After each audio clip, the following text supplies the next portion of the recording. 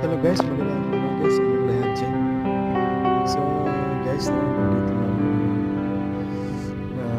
na po kami guys ngayon sa training center guys at Cebu City. Guys, mga umaga.